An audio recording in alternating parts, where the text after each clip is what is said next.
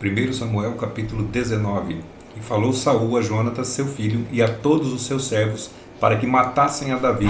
Porém Jonatas, filho de Saul, estava muito afeiçoado a Davi. E Jonatas o anunciou a Davi dizendo: Meu pai Saul procura matar-te, pelo que agora guarda-te pela manhã e fica-te em oculto e esconde-te. E sairei eu e estarei à mão de meu pai no campo em que estiverdes, e eu falarei de ti a meu pai, e verei o que há, e te anunciarei. Então Jonatas falou bem de Davi a Saul, seu pai, e disse-lhe: Não peque o rei contra seu servo Davi, porque ele não pecou contra ti, e porque os seus feitos te são muito bons. Porque expôs a sua vida e feriu aos filisteus, e fez o Senhor um grande livramento a todo Israel. Tu mesmo viste e te alegraste. Por que, pois, pecarias contra o sangue inocente, matando a Davi sem causa? E Saul deu ouvidos à voz de Jonatas e jurou Saul: Vive o Senhor, que não morrerá. E Jonatas chamou a Davi e contou-lhe todas estas palavras. E Jonatas levou Davi a Saul e esteve perante ele como antes. E tornou a haver guerra, e saiu Davi e pelejou contra os filisteus, e feriu-os com grande matança, e fugiram diante dele. Porém o espírito mau da parte do Senhor se tornou sobre Saul, estando ele assentado em sua casa, e tendo na mão a sua lança, e tocava Davi com a mão a harpa. E procurou Saul encravar a Davi na parede, porém ele se desviou de diante de Saul, o qual feriu com a lança a parede. Então fugiu Davi e escapou naquela mesma noite.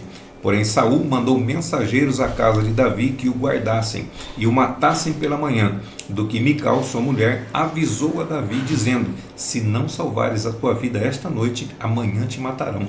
Então Mical desceu a Davi por uma janela, e ele se foi, e fugiu, e escapou. E Mical tomou uma estátua e a deitou na cama, e pôs-lhe à cabeceira uma pele de cabra, e a cobriu com uma coberta. E mandando Saul mensageiros que trouxessem a Davi, ela disse: Está doente. Então Saul tornou a mandar mensageiros que fossem a Davi, dizendo: Trazei-me na cama, para que o mate.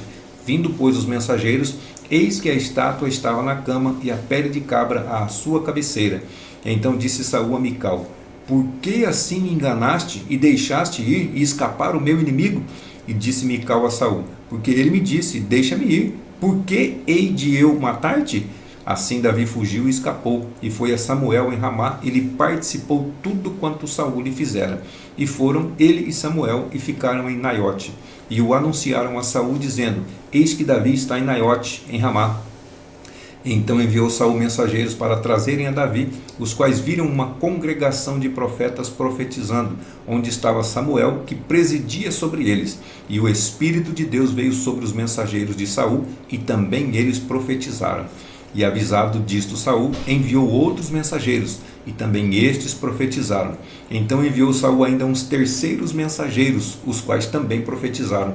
Então foi também ele mesmo a Ramá, e chegou ao poço grande que está em Secu, e perguntando disse: Onde estão Samuel e Davi? E disseram-lhe: Eis que estão em Naiote, em Ramá.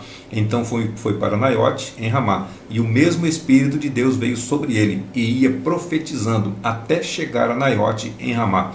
E ele também despiu as suas vestes e profetizou diante de Samuel, e esteve nu por terra todo aquele dia e aquela noite. E por isso se diz: Está também Saul entre os profetas?